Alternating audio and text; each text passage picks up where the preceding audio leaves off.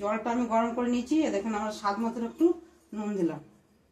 এটাকে ভালো করে মিক্স করব।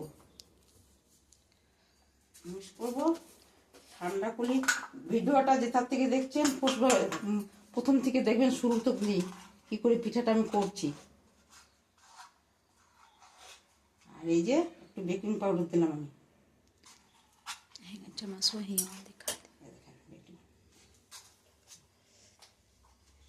বেকিং পাউডার দিলাম। এবার এটাকে ভালো করে আমি মিক্স করব।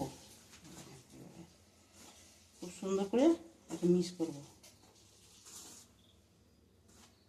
করে তারপরে পিঠাটা আমি করবো।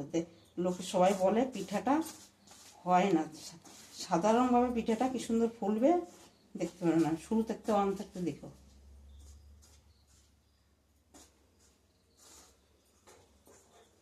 এই যে অল্প অল্প করে জল দিতে হবে।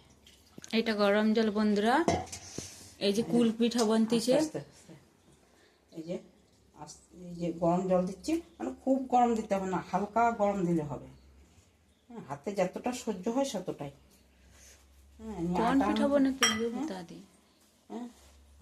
সবাই তো বলে এটাকে চিতই পিঠা, আমি বলি এটাকে পিঠা, সাজের পিঠা বলি। সাজের পিঠা।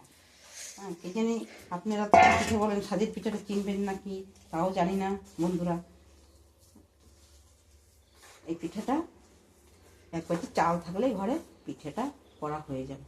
কিন্তু জলটা মনে হচ্ছে কম হয়ে যাবে রে, জলটা একটু বসাতে হবে রে প্রিয়া।